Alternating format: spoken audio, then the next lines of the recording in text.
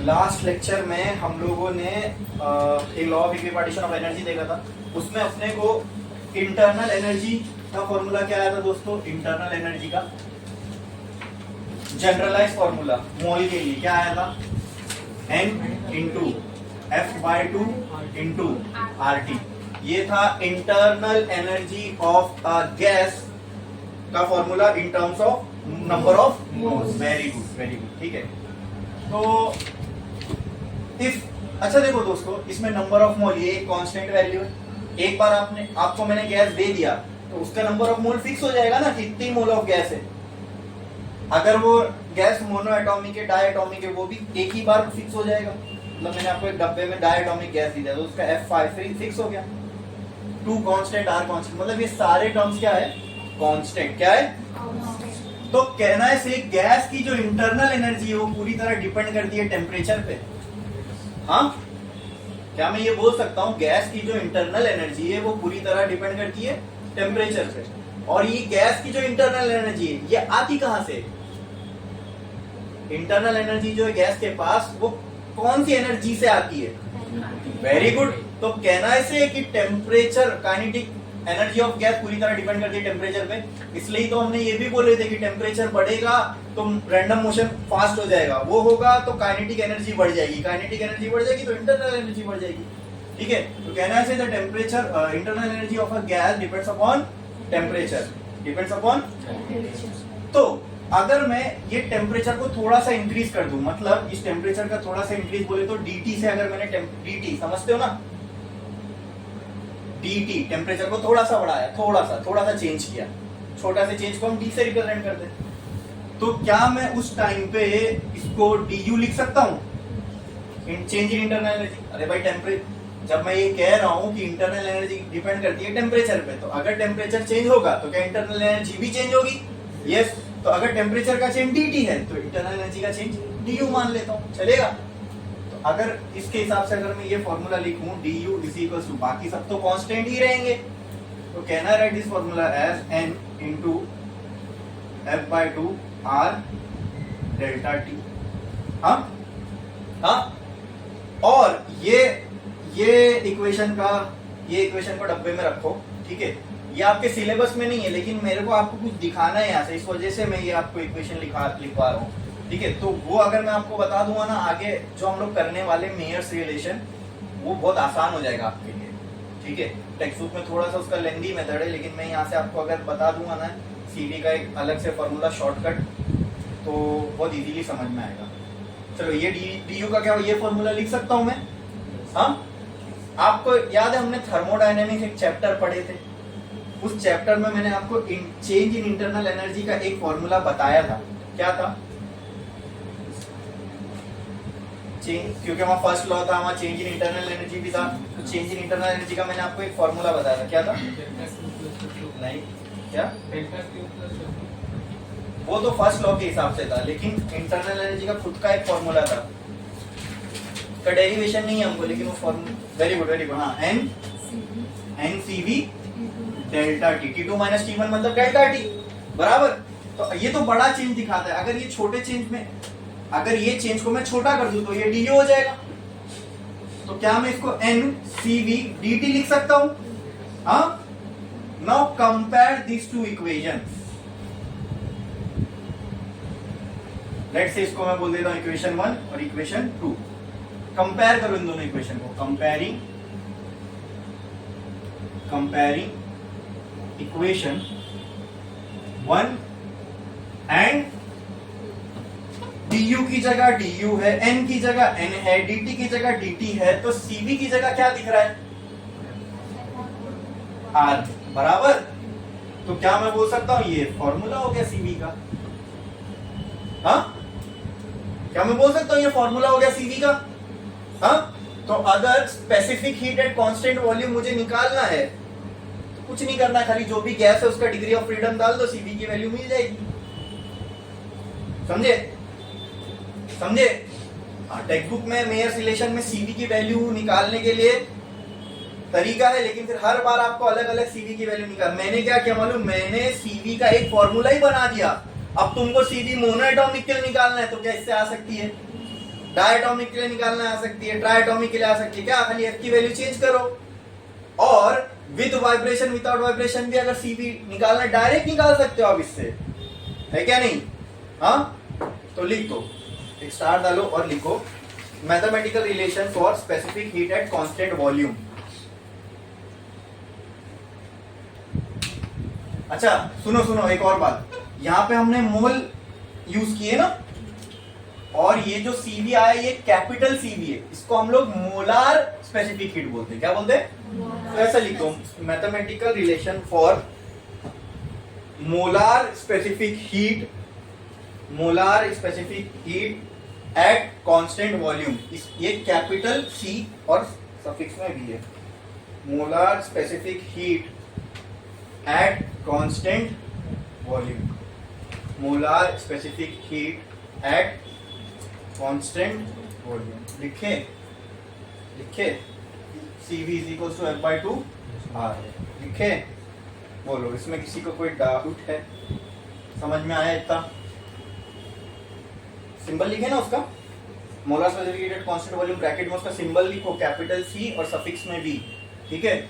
और ये रिलेशन लिख दो। अब इसको मैंने कंटिन्यूटी में क्यों पढ़ाया मालूम है? ये रिलेशन जस्ट हमने लास्ट निकाले, हाँ, और उसी की कंटिन्यूटी में हमको CV आ गया।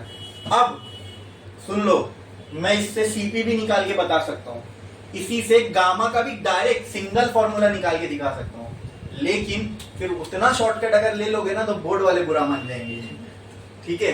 फिर तुमको मार्क्स नहीं देंगे डेरिवेशन के, तो इसलिए खाली CV का फॉर्मूला रहने दो, वरना CP का भी आ सकता है, गामा का भी आ सकता है, आगे अपने को सब वही निकालना है। अगर वो शॉर्टकट बता दूंगा ना मैं, 2-2 स्टेप में सब खत्म हो जाएगा।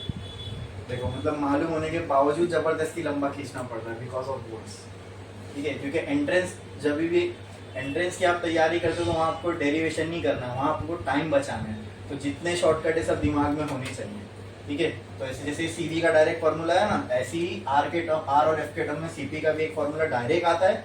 और CP CV आपको पता है, गामा मैंने बोला था, गामा बराबर होता है CP/CV के, थर्मोडायनेमिक में बताया था।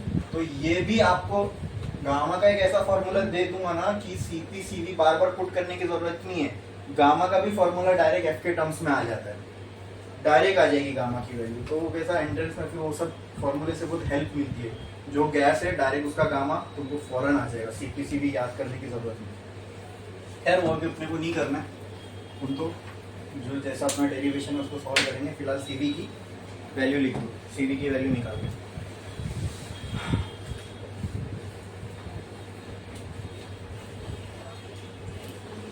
करो जल्दी, एकदम लॉजिकल था ना ये, समझ में आया सबको? हाँ करो जल्दी।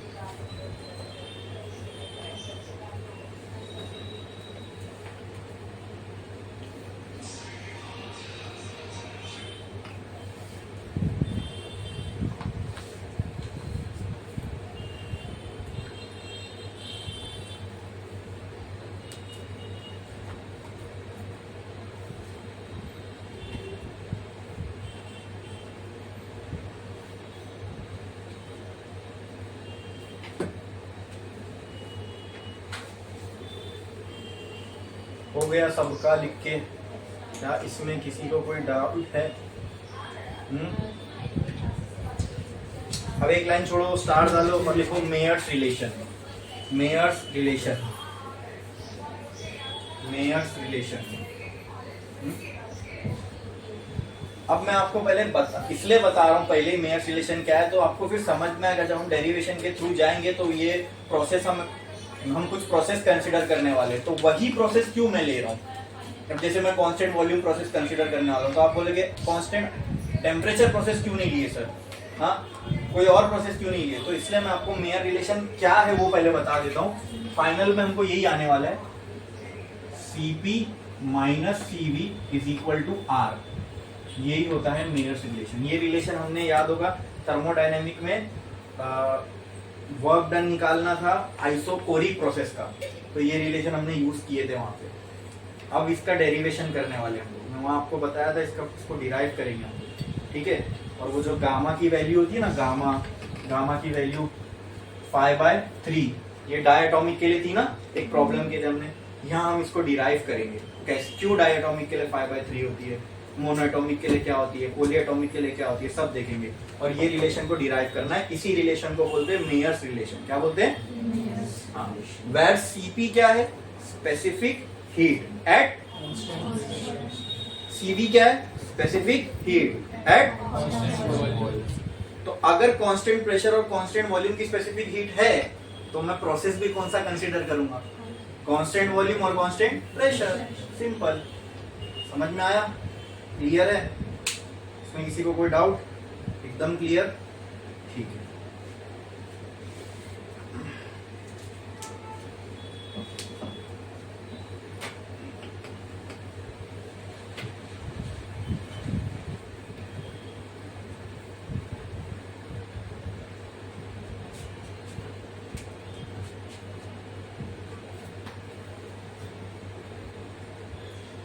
चलो, मैं एक प्रोसेस कंसीडर कर रहा हूं which will be eight constant pressure, sorry constant volume. देखो, ये एक सिलेंडर ले लिया मैंने, उस पर मैंने एक पिस्टन लगा दिया, ठीक है। अब इस पिस्टन के अंदर मैंने क्या, इस सिलेंडर और पिस्टन के अंदर मैंने क्या भर दिया? गैस। क्या भर दिया? गैस। अब इसको मैं ये क्या कर रहा हूँ? हीट दे रहा हूँ। क्या कर रहा हूँ?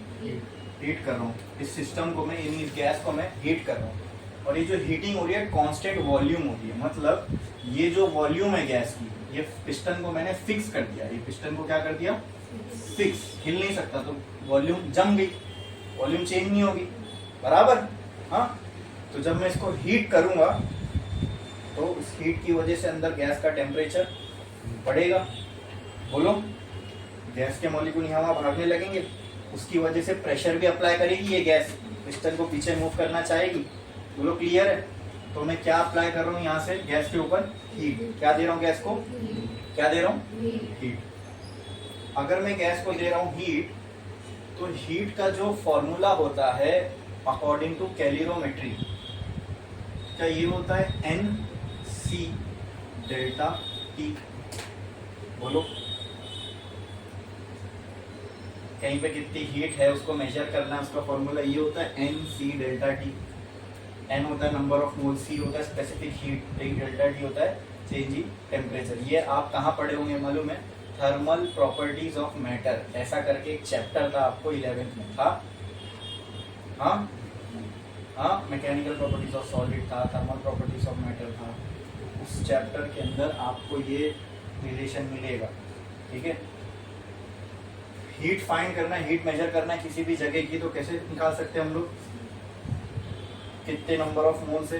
वैसे ये फॉर्मूला कुछ ऐसा भी लिख सकते हैं, MC डेल्टा T। गैस को हम मोल्स में नापते हैं, अगर कोई चीज केजी में, ग्राम में, तो यहाँ पे क्या आ जाएगा? M। फिर ये जो स्पेसिफिक हीट होती है ये अलग होती है, इसको स्मॉल सी से, ये कैपिटल सी है ना, इसको हम स्मॉल सी से डिनोट करते हैं, इसको बोलते हैं प्रिंसिपल स्पेसिफिक हीट। और ये है मोलार स्पेसिफिक हीट। मोलार क्यों?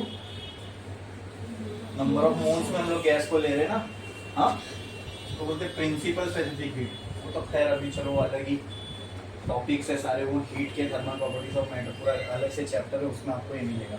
तो चलो, नहीं मालूम है तो मैं आपको बता दिया, कहीं पे किसी गैस के अंदर अगर किसी गैस को हम हीट कर रहे हैं, ठीक है, और कितनी हीट दे रहे हैं हम उसको, अगर उसको आपको निकालना है क्वांटिटी में, तो उसका ये फॉर्मूला है NC डेल्टा T, ठीक है। क्लियर है? अब अगर ये temperature difference, if delta T, ये टेम्परेचर डिफरेंस बहुत छोटा है DT, तो इसकी वजह से जो बनने वाली हीट रहेगी ये भी क्या रहेगी? छोटी रहेगी ना, क्योंकि ये भी कांस्टेंट चीज है, ये भी कांस्टेंट चीज है, तो इसके चेंज होने से इस पे ही फर्क पड़ेगा। तो DQ is equal to NC delta T। यहाँ पे ये स्पेसिफिक हीट किस पे है? At constant. ये जो प्रोसेस है ये क्या है? Constant volume. तो यहाँ पे भी मैं लिख देता हूं, कंसीडरिंग कांस्टेंट वॉल्यूम प्रोसेस। तो C की जगह क्या आ जाएगा? CV लिख सकता हूं मैं, ये सिर्फ स्पेसिफिक हीट थी, लेकिन हमारा क्योंकि प्रोसेस कांस्टेंट वॉल्यूम पे है, तो ये स्पेसिफिक हीट किसकी बन जाएगी? At constant. तो ये फॉर्मूला क्या ऐसा हो जाएगा? DQ will be equal to NCV delta T। बोलो, इतना क्लियर है? हाँ, इतना समझ में आया? For 1 mole of gas, for 1 मोल, अभी सिंप्लिसिटी के लिए बस गैस एक ही मोल ले रखे हुए n चला जाएगा ना। For 1 mole of gas dq will be equal to cv dt। बोलो इतना क्लियर है? ये समझ में आया? हाँ, अच्छा ये हो गया इसका हीट। अब इसमें वर्क कितना होगा ये निकालना है। कैसे निकालेंगे बोलो? इसमें वर्क कितना हो रहा है ये निकालना है, इस प्रोसेस में वर्क कितना हो रहा है ये निकालना है। कैसे निकालेंगे? क्या उसके लिए हमारे पास कोई रिलेशन है जिसमें हीट और वर्क दोनों आता है? हीट आ गई, इससे वर्क निकालना है कोई रिलेशन ऐसा? बोलो। अरे एक है हमारे पास रिलेशन ऐसा, हमने एक चैप्टर हो चुका उसमें पढ़ लिए हो, जिसमें हीट और वर्क दोनों आता है। बोलो। हाँ, yes, Q is equals to delta U plus W। क्या है ये? इस मैथमेटिकल रिलेशन का नाम क्या है? जोर से बोलो। Very good. क्या क्या ये? फर्स्ट लॉ ऑफ थर्मोडायनेमिक्स है ना। इसीलिए मैं पहले थर्मोडायनेमिक्स पढ़ाता हूँ, लेकिन अगर आप बुक में देखोगे तो पहला कौन सा है? काइनेटिक थियरी है ना। यहाँ पर ये लॉ यूज हो रहा है, समझे? इसलिए आप थर्मोडायनेमिक्स पढ़े ही नहीं होते तो यहाँ फर्स्ट लॉ अप्लाई कैसे कर पाते? क्लियर है? समझ में आया? तो अच्छा, मेरे पास ये Q आ गया, ठीक है। मुझे वर्क डन निकालना है इसका, या फिर मैं बोलता हूँ मुझे इंटरनल एनर्जी निकालना है। क्या निकालना है? गैस की बात हो रही है ना, गैस की बात हो रही है ना। तो गैस के अंदर काइनेटिक थ्योरी के अंदर हमारे लिए इंपॉर्टेंट क्या है? Internal energy. क्या? और वो इंटरनल एनर्जी गैस के लिए अगर हमको निकालना है तो हमारे पास Q है, डेल्टा U का ये फॉर्मूला, ये रिलेशन है। यहाँ से हम लोग को ये W, अगर W आ गया तो मुझे डेल्टा U आ सकता है। तो क्या ये प्रोसेस मुझे पता है कौन सा है? बोलो। dW is equal to PdV लिख सकता हूं ऐसे? हाँ हाँ, अरे बोलो, लिख सकता हूं क्या? ये वर्क डन होता है ना, ये भी हमने थर्मोडायनेमिक्स में देखे थे। वर्क डन का ये फॉर्मूला था, dW is equal to PdV। Since volume is constant, volume is, अगर वॉल्यूम कांस्टेंट है तो dV क्या हो जाएगा?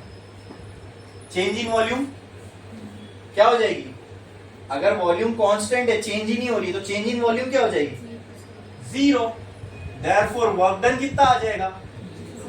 0 bye first law of thermodynamics. Q बराबर होता है डेल्टा U प्लस W के, बट यहां तो W 0 है, ठीक है। चलो Q equal delta U plus W, सबको मैं छोटा छोटा ले लेता हूँ। डेल्टा U को मैं DU ले लेता हूँ, तो DQ क्या हो जाएगा? डेल्टा Q, और W क्या हो जाएगा? तो DW की वैल्यू ऑलरेडी क्या आ गई मुझे? 0। तो DU किसके बराबर हो गया? DQ के। तो क्या मैं बोल सकता हूँ DU बराबर हो गया CV dt के? हाँ हाँ, DU is equal to CV into dt। ये किसका फॉर्मूला आया अपने को? इंटरनल एनर्जी का। किसका? इंटरनल एनर्जी का। किसका फॉर्मूला आया? इंटरनल एनर्जी का, ठीक है। इंटरनल एनर्जी का ये फॉर्मूला आया इन terms of CV and dt, CV and dt, ठीक है। छापो इतना, फिर आगे बढ़ते हैं, फिर नेक्स्ट वाला प्रोसेस देखेंगे। छापो।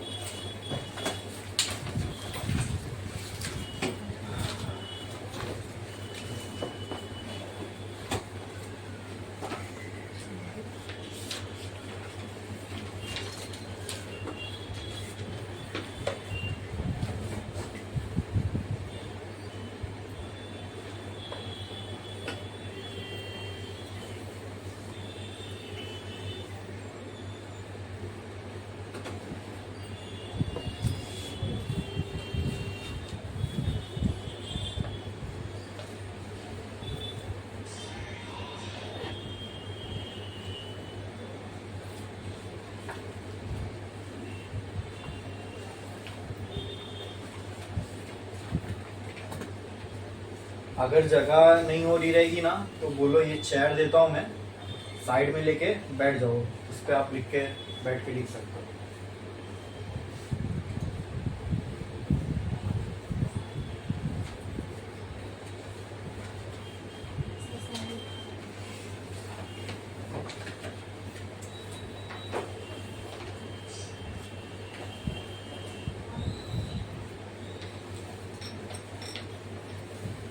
लिखो फटाफट।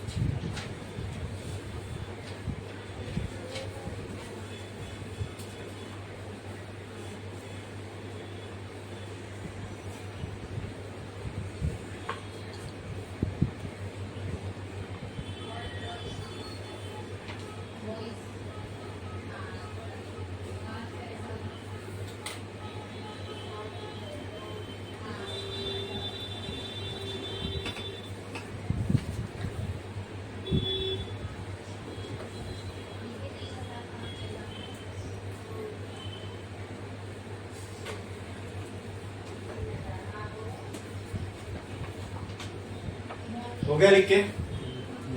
कितने लोगों का बाकी है?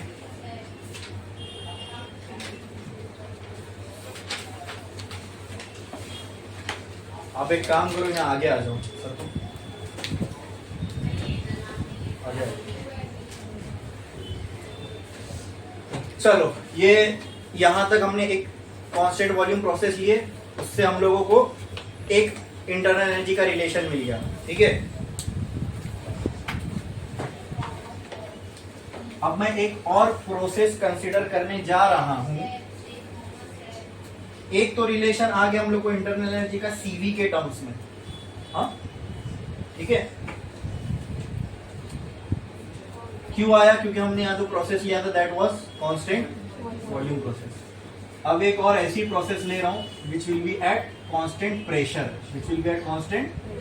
एक पिस्टन सिलेंडर अरेंजमेंट लिया, इसके अंदर गैस है, इस गैस को क्या किया जा रहा है?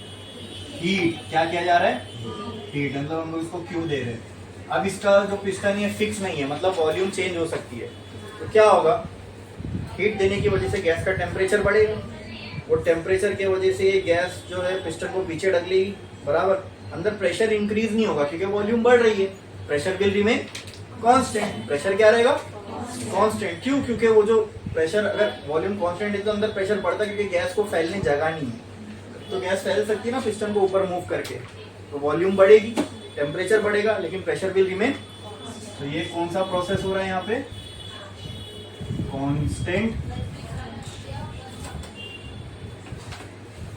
Constant pressure process.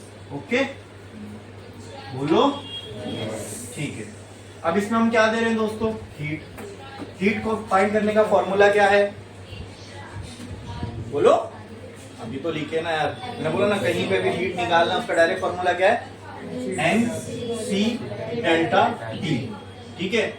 If delta T is very small, D T, then Q will be equal to D Q. तो can I write this equation as D Q is equal to N C delta T for constant pressure process. Constant pressure process C will be equal to C की जगह पे क्या आ जाएगा? बोलो Cp। तो can I write this as dq is equal to n Cp dt। हाँ, for one mole dq will be equal to Cp dt। चलो, यहाँ पे dq आ गया, बराबर जैसे वहां पे dq आया था Cv के टर्म्स में। क्लियर है? फिर क्या करेंगे? हमको यहाँ पर भी इंटरनल एनर्जी निकालना है कांस्टेंट प्रेशर प्रोसेस के लिए। यहाँ हमने इंटरनल एनर्जी निकाले कांस्टेंट वॉल्यूम प्रोसेस के लिए, यहाँ हमको इंटरनल एनर्जी निकाले कांस्टेंट प्रेशर प्रोसेस के लिए। ठीक है, तो कैसे निकाल सकते हैं हम लोग? कोई ऐसा फॉर्मूला है जिसमें इंटरनल एनर्जी हीट दोनों आता है? है या नहीं? कौन सा है वो फॉर्मूला? नाम बोलो उसका। वेरी गुड, थोड़ा जोर से बोलो। First law of thermodynamics. So according to first law of thermodynamics, can I write Q is equal to delta U plus W? तो Q है मेरे पास, डेल्टा U निकालना है, W आगे आ जाएगा तो निकल सकता है। तो पहले क्या निकालेंगे? Work done. क्या निकालेंगे? तो dW बराबर होता है P dV के। ये रिलेशन हमको वर्क डन का मालूम है, बराबर। अच्छा, इसको एज इट इज रहने दो। अब वर्क डन यहाँ जीरो तो नहीं होगा, कांस्टेंट वॉल्यूम था, वहां वर्क डन जीरो हो गया, फट से इजीली आ गया। यहाँ वर्क तो हो रहा है ना, पिस्टन मूव हो रहा है, समथिंग इज गेटिंग डिस्प्लेस्ड, यहाँ वर्क हो रहा है, तो यहाँ निकालना पड़ेगा वर्क डन। ओके, तो यहाँ वर्क डन जीरो नहीं है। ठीक है, ठीक है, ये रिलेशन को ऐसी रहने दो। मुझे बताओ, PV इक्वल टू nRT होता है, लेकिन यहाँ तो हम 1 मोल के लिए देख रहे हैं, है ना? For 1 mole PV equal to क्या हो जाएगा? RT। यहाँ पे वॉल्यूम बड़ी है कि छोटी है? छोटी है, dV है। इफ देखो प्रेशर कांस्टेंट है तो यहां मैं dP नहीं लिख सकता, ये याद रख, ये समझने की जरूरत है। तुम बोलोगे सर इसको dV लिख दिए, इसको मैं dt लिखने वाला हूं। बोलोगे सर फिर P को dP क्यों नहीं किए? क्योंकि भाई प्रेशर में कोई चेंजिंग dP कब लिखते? जब चेंज हो, वो चेंज छोटा हो, छोटा चेंज होगा तो dP, बड़ा चेंज होगा तो डेल्टा P, बराबर। लेकिन यहाँ चेंज हो ही नहीं रहा है प्रेशर, तो उसके आगे डेल्टा लगेगा क्या? नहीं। If V is very small, which is dV, then TV क्या हो जाएगा? dt। ये रिलेशन को क्या मैं ऐसे लिख सकता हूं? P dV is equals to R dt। बोलो, ये रिलेशन देखो और ये रिलेशन देखो गौर से। क्या मैं P dV की जगह, हाँ, इसको दे देता हूं मैं इक्वेशन 1, इसको दे देता हूं मैं इक्वेशन, तो can I right from 1 and 2 dW is equals to R dt। अरे बोलो बोलो, यस। ठीक है, ये लिख सकता हूं, dW आ गया, वर्क डन आ गया। देखो कांस्टेंट प्रेशर के लिए dQ आ गया, dW आ गया। मुझे निकालना इंटरनल एनर्जी, निकाल सकता हूं। कैसे? कैसे? By first law of thermodynamics, Q is equal to delta U plus, अब सब छोटी छोटी क्वांटिटी में, मतलब डेल्टा U जो है ये du जैसा है, W dW है, तो Q भी क्या हो जाएगा? dQ हो जाएगा। बोलो क्लियर है? समझ में आया? अच्छा, dQ की वैल्यू आ चुकी, क्या? CP dt। ओके, du क्या ऑलरेडी यहाँ आनी चुका du अपने। du की वैल्यू क्या है? CV dt प्लस dW क्या आया? R dt। बोलो क्लियर है? क्लियर है? क्या इसमें किसी को कोई डाउट है? अच्छा, CP dt is equal to, क्या मैं यहाँ ऐसा बोल सकता हूँ? CV प्लस R ब्रैकेट में dt। हाँ, अरे यहाँ दोनों में से dt क्या ले लिया? कॉमन, चौकड़ी गया। CP is equal to CV plus R, यही बचेगा। CV को यहाँ फेंक दो, CP minus CV equal to, क्या यही निकालना था? आ गया मेयर्स रिलेशन। हाँ, एक बार हमने कांस्टेंट प्रेशर प्रोसेस कंसीडर की, एक बार कांस्टेंट वॉल्यूम। अब बोलोगे सर कांस्टेंट प्रेशर प्रोसेस था तो यहाँ इंटरनल एनर्जी को क्यों ये लिखे? हाँ, है ना? तो देखो इंटरनल एनर्जी जो है ना दोस्तों, वो सिर्फ और सिर्फ डिपेंड करती है टेम्परेचर पे। किस पे? किस पे? किस पे? इंटरनल एनर्जी जो है हमारी, अगर मैं यहाँ के लिए भी इंटरनल एनर्जी अलग से निकालूंगा ना, इंटरनल एनर्जी, तो वो इसी के बराबर आएगी, mCV डेल्टा टी के। क्यों? क्योंकि इंटरनल एनर्जी को प्रेशर से तो कोई लेना देना है ही नहीं। इंटरनल एनर्जी का जो चेंज है वो सिर्फ और सिर्फ किसकी वजह से होता है? टेम्परेचर की वजह से। किसकी वजह से? इसीलिए यहाँ पर भी इंटरनल एनर्जी वही होगी जो मैंने कांस्टेंट वॉल्यूम के लिए निकाला था। समझ में आया? हाँ, समझ में आया? क्लियर है? बोलो क्लियर है? Yes. क्योंकि इंटरनल एनर्जी प्रेशर या वॉल्यूम पे नहीं बल्कि सिर्फ और सिर्फ किस पे डिपेंड करती है? टेम्परेचर पे। किस पे? Temperature. इसलिए आइसोथर्मल प्रोसेस के लिए इंटरनल एनर्जी जीरो होती है। Internal energy Zero. लेकिन अगर ये नहीं समझ में आ रहा तो आप जाके थर्मोडायनेमिक्स में कांस्टेंट प्रेशर और कांस्टेंट वॉल्यूम दोनों के लिए इंटरनल एनर्जी का क्या फॉर्मूला यूज किया हमने देख लेना। दोनों जगह एनसीवी डेल्टा टी ही है। आई बात समझ में? क्लियर है? बोलो, समझा? ये रिलेशन निकालना था, आ गया?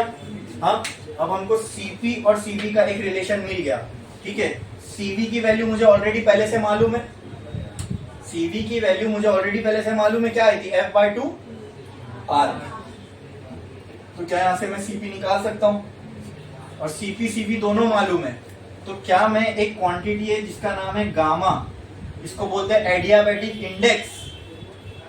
ये सब भाई तभी समझ में आएगा ना जब थर्मोडायनेमिक्स हुआ होगा। तो एडियाबैटिक इंडेक्स क्या होता है? CP/CV।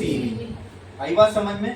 तो सीपी की वैल्यू और सीवी की वैल्यू अपने को इसमें अब जब पुट करेंगे तो हमको किसकी वैल्यू मिलेगी? गामा की। अब गामा जो है ये चेंज होगा। क्यों चेंज होगा?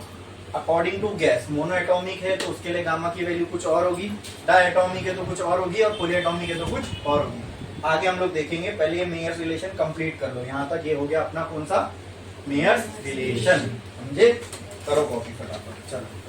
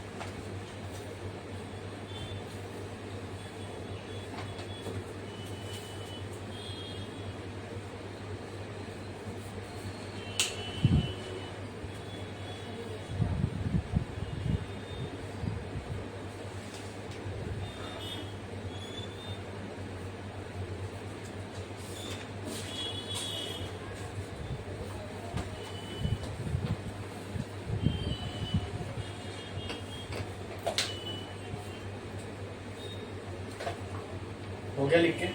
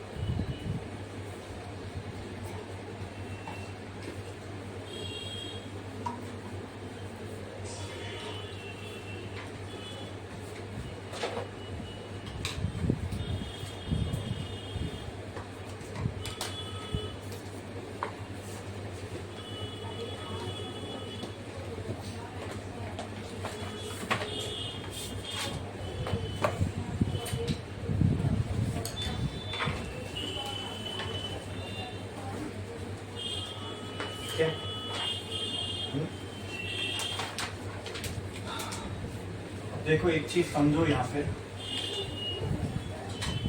आपकी टेक्स्ट बुक में थोड़ा सा ये पार्ट आगे बढ़ाया हुआ है। हमने अभी क्या निकाला, Cp minus Cv is equal to R, ठीक है। इसको बोलते हैं molar specific heat at constant pressure, ये है molar specific heat at constant volume, ठीक है। अब यही फॉर्मूला अगर आपको प्रिंसिपल स्पेसिफिक हीट के फॉर्म में लिखना है, तो प्रिंसिपल स्पेसिफिक हीट होती है ना दोस्तों, वो बराबर होती, ये कैपिटल सी है, उसको हम स्मॉल सी से रिप्रेजेंट करते हैं, ठीक है। इससे प्रिंसिपल देखो Q का फॉर्मूला क्या था, N C डेल्टा T। अगर यहाँ पे N है तो ये जो C है ये कौन सा है, मोलार स्पेसिफिक हीट, ठीक है। अगर मैं इसकी जगह M पुट कर दूं, यहाँ पे M पुट कर दूं, तो अब इसका फॉर्मूला क्या हो जाए, ये कौन सी स्पेसिफिक हीट कहलाएगी, प्रिंसिपल। अभी चलो मैं इसको एक और काम करता हूँ, N ही रहने दूं। C का अगर मुझे रिलेशन निकालना है, तो यूनिट निकालना है, तो क्या हो जाएगा, C will be equal to N delta T, ये होगा इक्वल टू C। हाँ, मुझे बताओ ये C की यूनिट क्या बनेगी, Q की यूनिट जूल, N की यूनिट मोल, इनटू टेम्परेचर की यूनिट। तो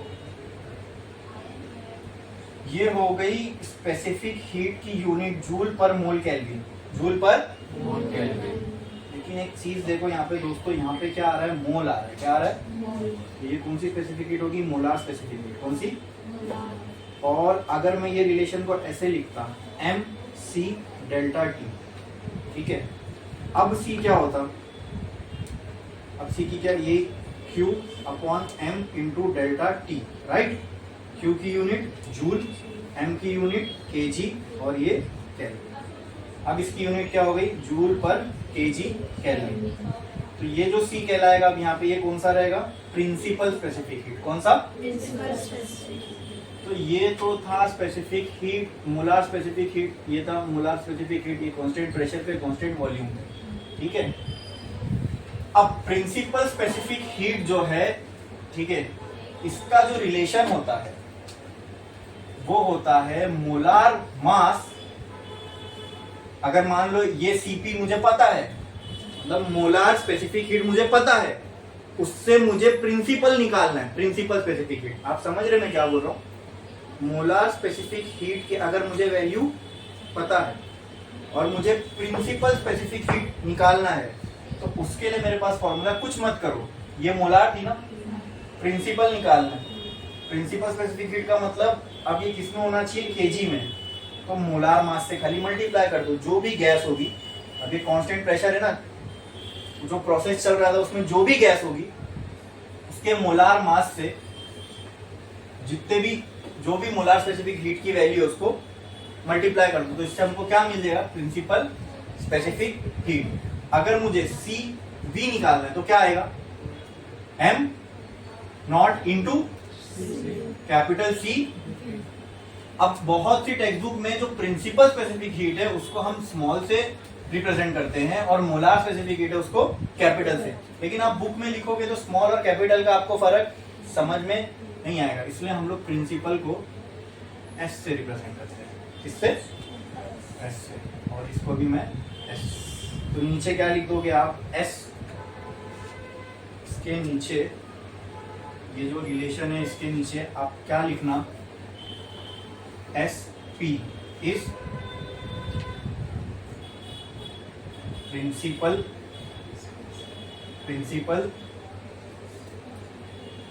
specific heat at constant pressure. फिर SV क्या लिखोगे, principal specific heat at constant.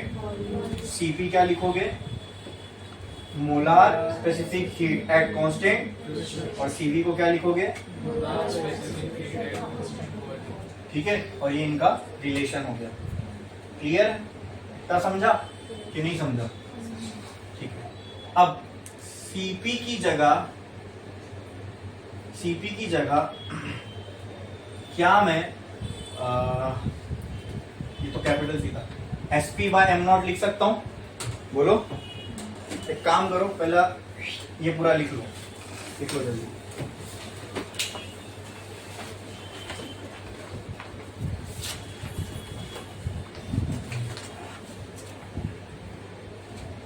ये रिलेशन मैंने उल्टा लिख दिया, चलो मैं ऐसा कर C P will be equal to S P C V S.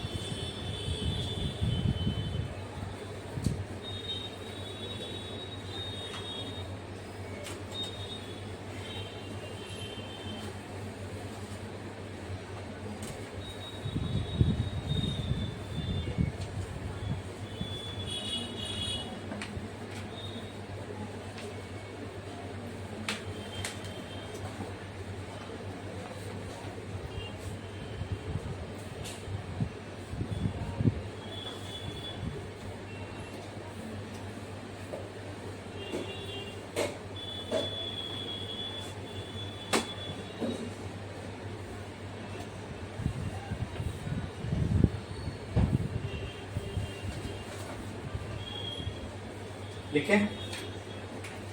अब इस फॉर्मूले में अगर इसको पुट करोगे तो ये कुछ ऐसा आएगा, Cp minus Cv is equal to R। Cp की जगह पे क्या मैं ये पुट कर सकता हूँ, m not into Sp minus m not into Sv equal to, can I write m not Sp minus Sv is equal to R। Clear है? या फिर मैं इसको ऐसे भी लिख सकता हूं, Sp minus Sv is equal to R by M, R by. ये प्रिंसिपल स्पेसिफिक हीट के टर्म्स में मेयर्स रिलेशन हो गया, समझे? हाँ, क्लियर है? लिखो लिखो।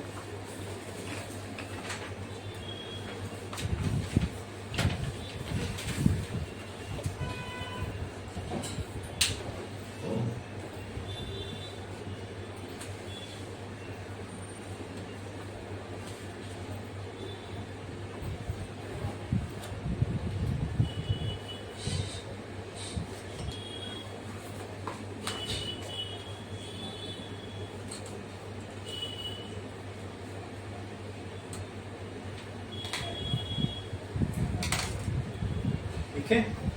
अच्छा दोस्तों, अब मैं आपको एक चीज बताता हूँ, हीट है ना, हीट, इसकी ऐसा यूनिट क्या है, जूल, लेकिन इसकी एक और यूनिट है कैलोरी।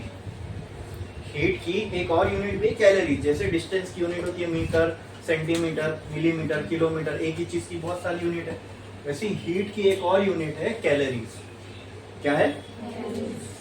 अगर हम जब सॉल्व कर रहे थे या कभी क्वेश्चन में ऐसा हुआ कि हीट जो है वो कैलोरीज में है और वर्क जो है वो जूल में है, ठीक है, तो अपन ऐसे दो अलग अलग यूनिट एक इक्वेशन में पुट नहीं कर सकते, सारी यूनिट एक ऐसा यूनिट के फॉर्म में होनी चाहिए, बराबर बराबर। तो अगर ये जो रिलेशन है, ठीक है, अभी जैसे C का अगर मैं ये रिलेशन से कहा गया NC, ये Q is equal to NC delta T, C क्या हो जाता है, Q upon N delta T। तो C की यूनिट क्या बनती है, देखो, जूल अपॉन मोल केल्विन। अब ये मोल केल्विन को छोड़ दो, इसको देखो, इसको हीट के बारे में बात कर रहा हूं। यहाँ मैंने हीट को किस में पुट किया हूं, जूल में। किसमें? जूल। लेकिन कभी अगर ये हीट कैलोरीज में रही तो क्या करोगे? तो आपको कैलोरी से जूल का कन्वर्जन मालूम होना चाहिए। क्या होना चाहिए? तो 1 calorie is equal to 4.18 joules होती है, ठीक है। क्या होती है? 4.182 होती है, लेकिन 4.18 तक लिखोगे चलेगा, ठीक है। 1 कैलोरी इज इक्वल टू 4.18, मतलब 1 कैलोरी में कितने जूल है? 4, लगभग 4। तो कौन सी यूनिट बड़ी है, जूल बड़ी है कि कैलोरी बड़ी है? कैलोरी बड़ी यूनिट है। कौन सी यूनिट बड़ी है? अब ये जूल में दिया है, इससे तुमको कैलोरीज में आना है। किसमें आना है? छोटी से जब भी हम बड़ी यूनिट में आते हैं ना, तो हम हमेशा क्या करते हैं? डिवाइड। क्या करते हैं? बड़ी से जब छोटी यूनिट में जाते हैं तो क्या करते हैं? मल्टीप्लाई। अब ये बड़ी छोटी यूनिट है, इससे बड़ी यूनिट में आना है, इससे क्या करेंगे? डिवाइड। तो ये रिलेशन में क्या मैं ऐसा पुट कर सकता हूँ? SP minus SV is equal to R upon M0 divided by 4.18। हाँ, अरे इसको मैंने डिवाइड कर दिया ना, ये इसका जो भी आंसर आया उसको मैंने क्या कर दिया? डिवाइड कर दिया 4.8 से। अब जो भी आंसर आएगा किस में आएगा? डायरेक्ट जूल में आएगा। क्या आएगा? और आपकी टेक्स्ट बुक में इसी 4.18 को जे बोला गया। क्या बोला गया? जे। और जे को एक नाम दिया गया है mechanical equivalent. Mechanical equivalent of heat. क्या बोलते हैं इसको? तो अगर सिंपल, अगर जे कुछ भी नहीं है, कैलोरी से जूल का कन्वर्जन है, या जूल से कैलोरी का आप बोल सकते हो कन्वर्जन है। तो कहना right this as SP minus SV is equal to R upon M0 into, हाँ, और ये वाला रिलेशन क्या हो जाएगा? ये वाला CP minus CV is equal to R by joule नहीं है ये, इसको बोलते हैं मैकेनिकल इक्विवेलेंट ऑफ हीट। हाँ, आप ये समझ सकते हो, जूल में कन्वर्ट करने के लिए इसको पुट कर रहे हैं। तो अगर जे की वैल्यू, कभी कभी क्वेश्चन में ये भी बोल सकते हैं जे की वैल्यू फाइंड करो, अगर नहीं है और ऐसा हुआ कि कैलोरीज में आपको हीट दी गई है, तो सिंपली आप जे की जगह डायरेक्टली क्या ले लेना? 4.18 आपका आंसर आ जाएगा। समझे? समझे कि नहीं समझे?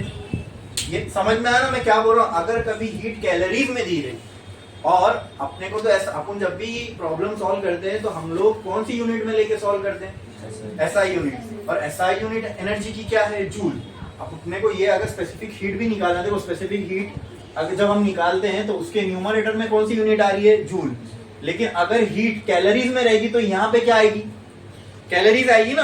तब तुमको क्या करना पड़ेगा? कैलोरी को पहले जूल में कन्वर्ट करना पड़ेगा। अब कैलोरी से जूल में आना है, बड़ी यूनिट से छोटी यूनिट, सॉरी जूल में, सॉरी जूल, बड़ी यूनिट से छोटी यूनिट में आना है, तो क्या करोगे? मल्टीप्लाई करोगे। और अगर जूल में है और कैलोरी में आना है तो डिवाइड। तो इसके लिए मैंने वहां पे देखो जूल में था, अगर मैंने इसको डिवाइड किया तो फिर समझ में आया? क्लियर है? ये हो गया मैकेनिकल इक्विवेलेंट ऑफ हीट, और उसको हम किससे रिप्रेजेंट करते हैं? 4.18 से। कर लो कॉपी, छापो।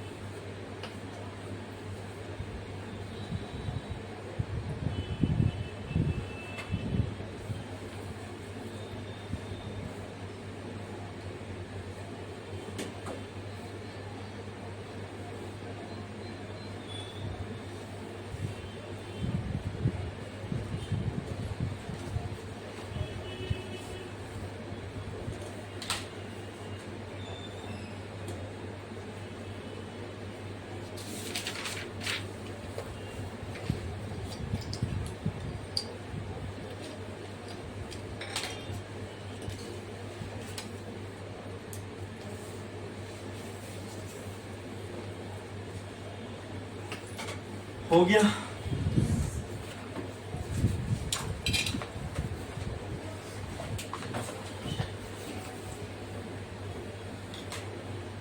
यहाँ पे मैंने क्यों बोला डिवाइड करने, क्योंकि देखो ये दोनों भी किसके इक्वल है? आर के। आर की तो वैल्यू कांस्टेंट ही रहेगी ना दोस्तों, 8.314। अब यहाँ पे कैलोरी थोड़ी ना आएगा, आप आर की वैल्यू को 8.314 ही पुट करोगे ना, और 8.314 किस में होती है? जूल में होती है। किसमें होती है? अगर ये कैलोरी में है और आर को आपने जूल में पुट किया, समझे? नहीं तो ये कंफ्यूजन होगा। अभी मैंने कहा कि ये कैलोरी में है तो फिर बड़ी से छोटी में जाओगे तो मल्टीप्लाई करना है, लेकिन ये डिवाइड क्यों कर रहा हूँ? तो आप समझो ये SP माइनस SP किसके बराबर है? R बाय एम नॉट के। इतना क्लियर है? ये मास की यूनिट छोड़ दो, अभी हमको हीट की यूनिट से लेना देना है। R जब आप 8.314 यहाँ पुट करोगे तो दैट R इक्वल टू 8.314, वो उसकी यूनिट क्या होती है? जूल पर मोल केल्विन। क्या होती है? तो ये R को आप जूल में पुट कर रहे हो और यहाँ कैलोरी में पुट कर रहे हो, तो सही होगा क्या? नहीं। तो ये R की वैल्यू भी कैलोरी में आ जाए, मतलब जूल से किस में आ जाए?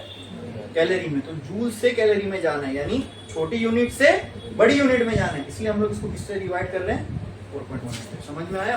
तो ऑटोमेटिकली जो भी आपका आंसर है वो एक प्रॉपर यूनिट में आ जाएगा, मतलब वो भी फिर कैलोरीज में आ जाएगा। किसमें आ जाएगा?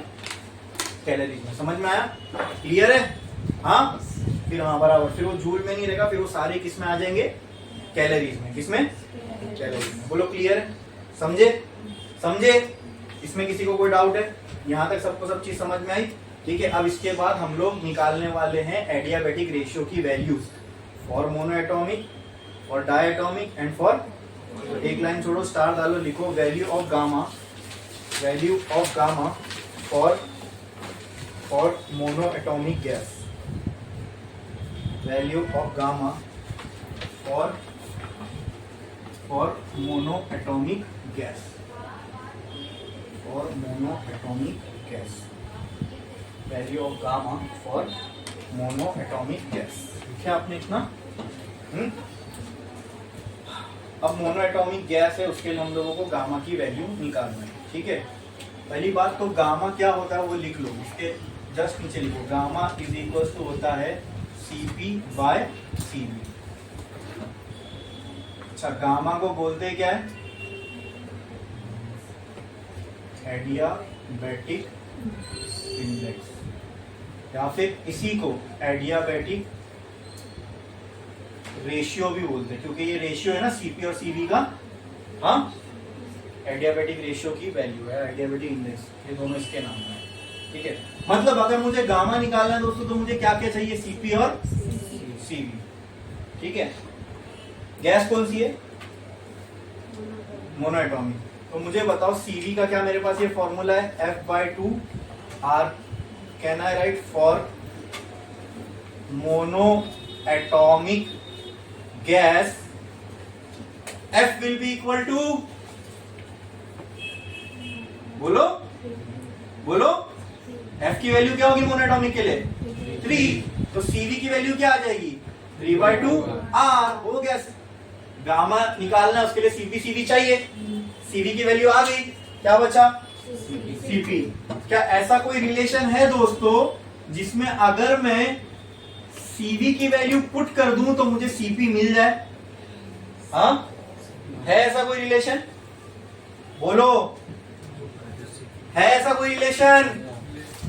जब तक आप बोलोगे नहीं मैं नहीं आगे बढ़ूंगा। है? क्या नाम है उस रिलेशन का? अगर ऐसा कोई रिलेशन है तो उस रिलेशन का नाम क्या है? उसको क्या बोलते हैं? बोलो, जल्दी बोलो। अरे अभी तो किए। क्या बोलते हैं उस रिलेशन को? Cv दिया हुआ है, Cp निकालना है, क्या बोलते हैं उस रिलेशन को? Very good. कौन सा? तो what does Mayer's relation tells us? Can I write? अभी तो निकाले ना, तो यूज करो ना। निकाल, यूज करने के लिए तो निकाले, कि उसको रखेंगे थोड़ी सजा के। By Mayer's relation can I write Cp minus Cv is equal to R। मुझे ऑलरेडी क्या आ चुका? क्या पुट कर दो? तो Cp माइनस क्या? अच्छा, Cp निकालना ना, पहले इसको वहां फेंक दो।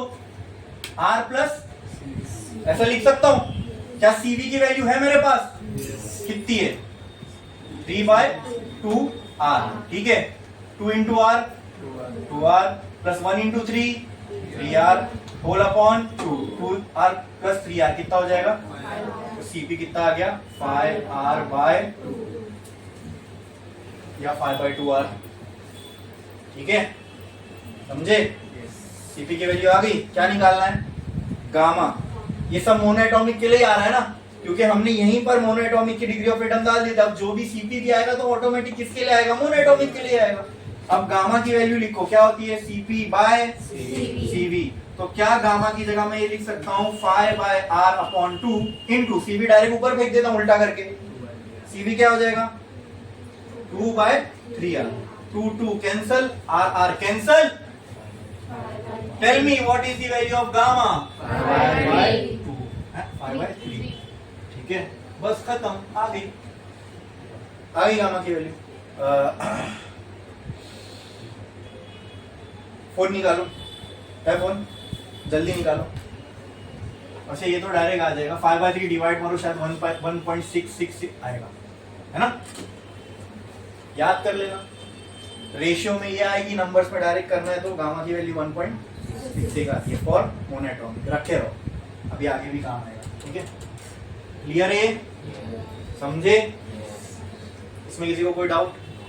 हाँ, डायटोमिक के लिए भी बताऊं, फॉर डायटोमिक गैस। ठीक है, वैल्यू ऑफ गामा, इसके बाद आप क्या हेडिंग लगाओगे, value of gamma for diatomic gas. ठीक है, तो उसके लिए भी किसकी वैल्यू निकालना है, गामा की। गामा क्या होता है, सीपी बाय, तो उसमें भी पहले सीबी की वैल्यू निकालोगे, फिर तो निकालो पहले सीबी की वैल्यू। सीबी का मैंने पहले ही फॉर्मूला बता दिया, F/2 R for diatomic gas, F equal to 5, F equal to, तो सीबी कितना हो जाएगा बोलो, 5/2 R। फिर मेयर्स रिलेशन, फिर सीपी की वैल्यू आएगी, फिर दोनों को डिवाइड करोगे। समझे, क्लियर है? हाँ, ये बराबर आया ना अपने को।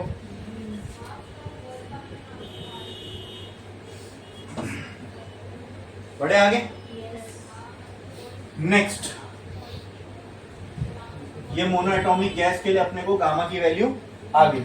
अब by Mayer's relation, by Mayer's relation, बोलो बाय मेयर्स रिलेशन क्या लिख सकता हूं मैं, Cp minus Cv is equal to R। तो Cp is equal to R plus Cv, तो Cp is equal to R plus Cv की जगह क्या आ जाएगा, 5/2 R, 2 into R 2R plus 1 into 5 5R upon 2। Cp will be equal to 7R by 2। Cp आ गया, gamma होता है Cp bye Cv। फिर गामा की जगह पे क्या आ जाएगा, Cp की जगह आ गया 7R बाय 2 इंटू Cv उल्टा 2 upon 5R, R cancel, 2 cancel, क्या आ जाएगा 7 बाय 5। गामा की वैल्यू क्या आ गई, 7 बाय 5। जरा इसको मारो कैलकुलेट, क्या आ रहा है, गामा 1.4, हाँ 1.44, ऐसा नहीं, ओनली 1.4 इतना कर लो, फिर पॉलीएटॉमिक के लिए देखेंगे। अच्छा दोस्तों, मेरे को एक और चीज बताओ, अगर यहाँ पे ये डिग्री ऑफ फ्रीडम मोनोएटॉमिक का 3 कब होगा, with vibrational degree of freedom की, हाँ विदाउट। अगर वाइब्रेशनल डिग्री ऑफ फ्रीडम होता तो ये F क्या हो जाता, वेरी गुड। तो ये रिलेशन क्या आता, मतलब ये समझ लो यहाँ से शुरुआत होती, तो फाइनल आंसर क्या आता। मतलब अगर मैं आपको एक शॉर्टकट बताऊं, 7/5, खाली इसको प्लस 2 इसको प्लस 2 करना है। मतलब अगर मोनोएटॉमिक का गामा विद वाइब्रेशन निकालना है तो 5 ऊपर डिनोमिनेटर न्यूमरेटर दोनों में ऐड कर दो। फिर जब ये शॉर्टकट यहाँ समझ में आ गया तो सेम यहाँ नहीं अप्लाई कर सकते। यहाँ पर क्या हो जाता, अगर वाइब्रेशनल डिग्री ऑफ फ्रीडम होता तो 9/7। वेरी गुड, पास, ये समझ में आ जाना चाहिए। ठीक है, तो एक काम करना, ये जब हो जाएगा ना तो नीचे लिखना gamma for monoatomic with vibrational degree of freedom. ठीक है, ये भी लिख देना, कर 1 मिनट लिख फटाफट।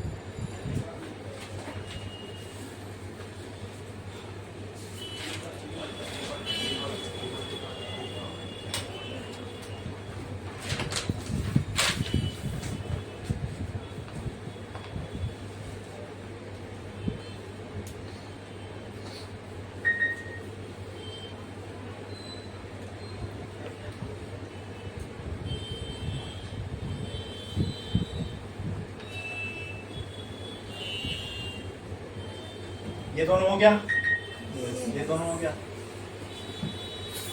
इसके बाद कौन सी गैस के लिए देखेंगे गामा? हाँ बोलो जोर से। हाँ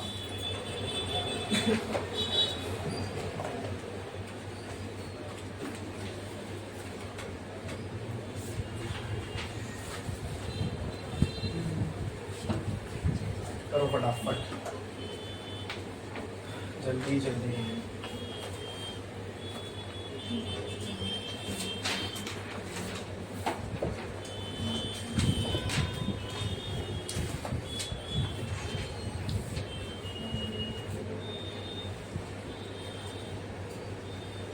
इससे मैं आपको एक और चीज अभी देखना, ये पैटर्न से एक और चीज समझाऊंगा।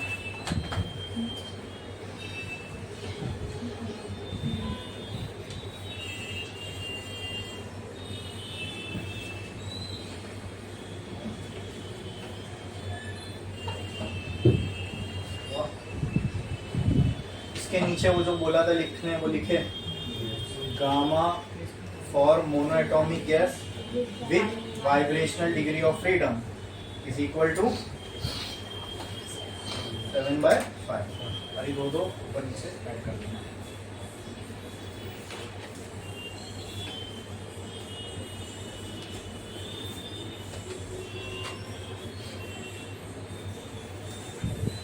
इसमें हम श्योर बोल सकते हैं, बाकी पोली एटॉमिक का गामा हम निकालेंगे, लेकिन मैंने आपको बोला ना पोली एटॉमिक गैस रहेगी तो सबसे पहले उसका डिग्री ऑफ फ्रीडम चेक करने के लिए क्या करना पड़ेगा, मॉलिक्यूल लीनियरली है या नहीं डिस्ट्रीब्यूटेड, वो देखना पड़ेगा, है ना।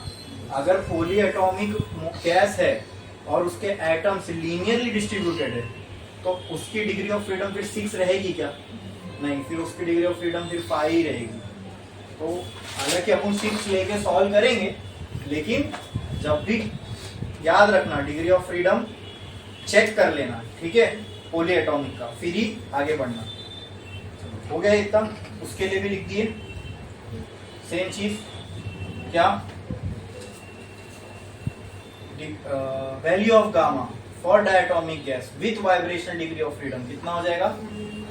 9/7।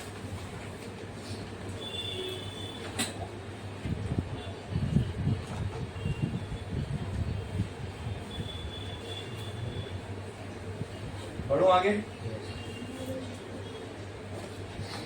एक लाइन छोड़ो, फिर क्या लिखोगे? वैल्यू ऑफ गामा फॉर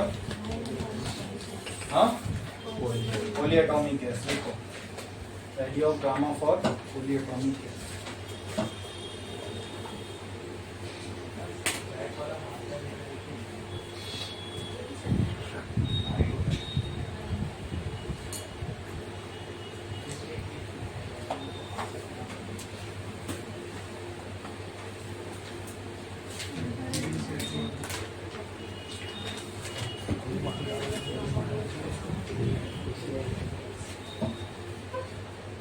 हो गया लिख के? नेक्स्ट हेडिंग लगा है value of gamma for poli atomic gas. बड़े आगे, गामा क्या होता है? What is gamma? Cp/Cv। क्या मैंने Cv ऑलरेडी आपको पढ़ा दिया हूं? Cv क्या होता है? F/2 into R। गैस कौन सी है? Can I write for poli atomic gas F will be equal to 6, तो Cv की वैल्यू क्या हो जाएगी? बोलो, 6/2 R। ऐसी रेशियो में रखो, कट हो रहा है लेकिन फिर भी रेशियो में ही रखो, ठीक है, आगे सॉल्व करने आसानी होगी। नेक्स्ट क्या निकालना है? Cp। है कोई ऐसा रिलेशन जिसमें Cv Cp दोनों आता है? कौन सा? तो by Mayer's relation, Cp minus Cv is equals to R। Cp is equals to R plus Cv। फिर क्या होगा? Cp will be equal to R plus Cv की वैल्यू क्या आई? 6R/2। 2 into R, 2R plus 1 into 6, 6R upon 2। तो Cp कितना हो जाएगा? 8R/2। Clear है? Cp आ गया। गामा किसके बराबर होता है? Cp/Cv के। निकालना क्या है? गामा। Cp कितना आया? 8R/2। Cv को उल्टा करके पटक दो इधर, कितना हो जाएगा 2/6r, 2 cancel, r cancel, gamma कितना आ रहा है 8/6 या फिर 4/3 दोनों बोल सकता हूँ, बराबर समझे? ठीक है।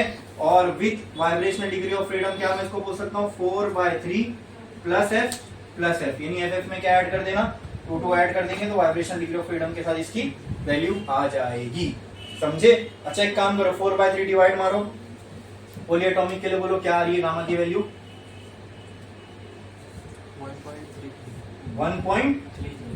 तो अगर हम गौर करें दोस्तों तो हमने देखा जैसे जैसे गैस के एटम्स बढ़ रहे हैं, मतलब गैस के एटम का स्केल बढ़ रहा है, mono atomic, di atomic, poly atomic, gamma की वैल्यू कम होती जा रही है। पहले 1.66 आई थी, फिर 1.44 आई, फिर 1.33 आई। तो इससे आप समझ सकते हो कि अगर और कोई ज्यादा एटम वाली गैस होगी तो उसमें जो है गामा की वैल्यू और कमी आनी चाहिए, ठीक है?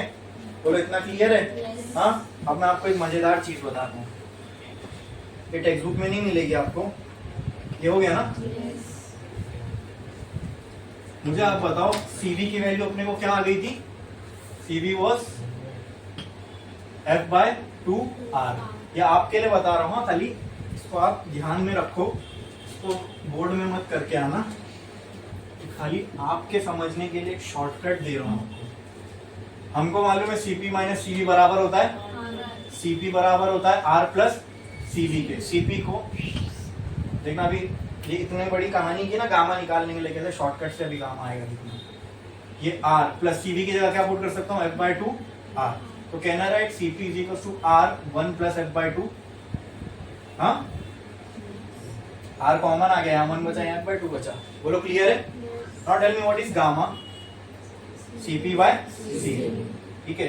तो gamma is equal to CP की जगह पे मैं ये लिख सकता हूँ R into 1 plus F/2। CV को उल्टा करके यहाँ मल्टीप्लाई कर दो तो कितना हो जाएगा 2/FR। बोलो क्लियर है? अब मल्टीप्लाई हो रहा है ना, तो ये R कैंसिल। तो अब क्या बचेगा यहाँ पे देखो, gamma will be equal to 1 plus F/2 into 2/F। ये बचेगा, अंदर मल्टीप्लाई करो, 2 1 प्लस F अपॉन इंटू क्या बचा अब ये 2/F, ये 2 ये 2, तो ये बचेगा 2 प्लस F अपॉन F। हाँ, डिनोमिनेटर सेपरेट करो, 2 upon F plus F upon F। ये कट करके क्या हो जाएगा, तो ये हो जाएगा 2F प्लस, तो क्या मैं इसको 1 प्लस 2/F लिख सकता हूँ? This was value of gamma. अब जो मैं शॉर्टकट की बात कर रहा था ना, अब ये बार बार आपने गामा निकालने के लिए कितना बड़ा ग्रंथ लिखे। हाँ, mono atomic gas degree of freedom कितना होता है? Mono atomic gas degree of freedom कितना होता है? 3 पुट करो, 3 1 3 प्लस 2 5/3। डायरेक्ट आ गया ना गामा। अब ये पूरा CV अब ये जो शॉर्टकट फॉर्मूला बता रहा था तो यही था, ठीक है? गामा का शॉर्टकट फॉर्मूला है। इससे अभी ये poly atomic degree of freedom 6, यहाँ क्या पुट करोगे 6 1 प्लस 2 8/6। ठीक है ना, समझे? तो शॉर्टकट फॉर्मूला है। ये तो खाली फॉर्मूला लिख दो, ये सब डेरिवेशन मत करो। CP का ये शॉर्टकट फॉर्मूला है। CP अब ये CP का भी जैसे CV का वो था, ये था। अब CP निकालना है तो देखो यहाँ पे मोनो एटॉमिक के लिए F की वैल्यू 3, तो 2 1 2 प्लस 5/2R। चेक करो तो मोनो एटॉमिक के लिए 5/2R ही आएगी, है ना? तो खाली ऐसे लिख दो शॉर्टकट फॉर्मूला और CP एंड गामा, उसको डब्बा लगा के साइड में कर दो, ठीक है? करो जल्दी।